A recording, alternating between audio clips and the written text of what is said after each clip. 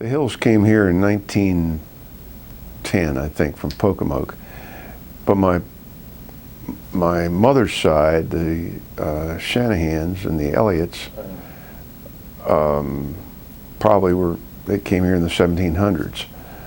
And I guess it was my great-grandfather, or great-great, started a company called Shanahan and Wrightsons, which was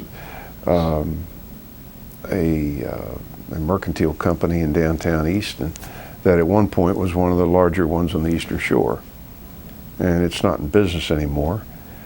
But, you know, for many years, I guess 50, 60, 70 years, it was part of Easton. We grew up on a 17-acre piece of land on Peach Blossom Creek. And that was a residue of what was left from a farm that my great-great-great-grandfather bought in 1868. And I think at one point it was 500 acres, and my ancestors sold it all off to where, when I came along, it was 17. So, but I had a wonderfully happy existence there. My grandfather Shanahan passed on in 1926, and my grandmother Kate Shanahan passed on in 1968, and I remember her with great fondness. Granny, as we called her, was just a special lady. She just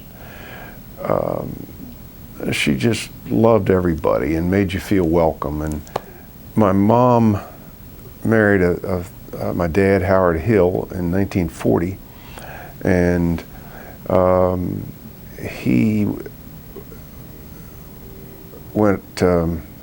was drafted in, I guess, 1942, and was in the infantry, went to Normandy, and didn't come back. He was the manager of a men's store here called Blades and Company, and his best friend was a man by the name of Porter Matthews, and Porter said to him, he said, "Come on, Hill," he said, "let's go in the Navy together." And my dad said, "No," he said, "I'm going to wait and get my Christmas bonus, and then I'll go in." And I've often thought if he had gone in with Porter, you know, maybe things would have been different. We went to Normandy, I guess 2 years ago. And first time? Second time. I went in 1962, but my wife had never been, so we went 2 years ago, and we looked at the beaches, and there's a part of it called Point to Hawk, which is this cliff, and the Germans were up here firing right down on the guys as they tried to scale the cliff. And I think out of 100 guys, I think probably 80 or 85 of them didn't make it. But one of them was a guy by the name of Hank Greenberg, who went on to found a company called American International Group. And Mr. Greenberg is 89 today, I think. Just an amazing person. But we had amazing people back in those days, I think. I went to the country school for the first 5 years of for 5 grades, and then I went in the 6th grade to the Easton Middle School and graduated from the high school in 1960. And then I went to the University of Richmond and got out in 1964.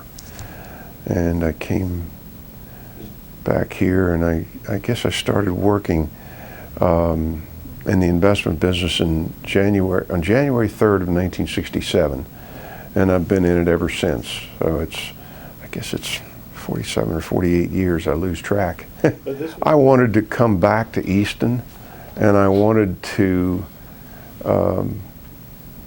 find a job that I thought I'd enjoy. My uncle, Bill Shanahan, was, he was always doing things. He was president of the United Fund, president of the Rotary Club, put on golf tournaments for kids, and so he was my role model from that standpoint. And I just always knew that you need to somehow give back, because it is such a neat place. Mrs. Jones and her husband, Mr. Dalton Jones, I believe grew up with nothing in Arkansas. And somehow he got to working with City Service, the oil company, and he rose to be chairman of the board. And he was a member of Augusta National and loved golf. He was very friendly with President Eisenhower. And unfortunately, he died in a plane crash about 1960, I think it was. And Ms. Jones chose to continue living here. And she built the Hogneck Golf Course. She built the skating rink. She built half the Y. She built a lot of the hospital. If anything major was going to happen in Talbot County in the 50s and 60s, Mrs. Jones would be part of it. I think it perhaps came from the fact that she started with nothing, and she knew what it was like to not have. Somebody told me one time that she said she'd educated 41 different kids. And I thought, my, what a heritage that is. It was a company called C.T. Williams and Company, and it was a small brokerage firm from Baltimore that had one office here in Easton, and a branch office here in Easton. And my uncle had been involved with them, and he passed on very suddenly. And I applied for the job and was accepted, and I've been doing that kind of thing ever since. C.T. Williams had its 50th anniversary in 1979, and the day after we celebrated that in Baltimore, I came to work, and Chip Mason was sitting on our doorstep, and he informed us that he had bought C.T. Williams and Company. and I spent 26 of the happiest years anybody could ever spend in business working for Chip Mason. Yeah. And ultimately, that ended about 2004 when he basically sold the brokerage part of his business to Citicorp and Smith Barney. Well, in a sense, it hasn't changed, because in 1967, my job was to take care of our customers. And that's still my job today. And we have different machines in the office, and there's far more going on in the investment business. But it's still the same mission, if you will. I've always loved the Y because I grew up playing basketball at the Y, and it's been part of my life here for as long as I've been here. But I've also been, gosh, I guess I've been involved in the United Fund for 40 years or so. And I was involved in the leadership of it for a number of years, but in recent years I act as a solicitor, and every fall I call on a group of people and ask them to support the United Fund. I think right now there are 20 or 22 agencies that it takes care of, and they're mostly smaller ones that just wouldn't have any cash flow if it wasn't for the United Fund. It does a good job.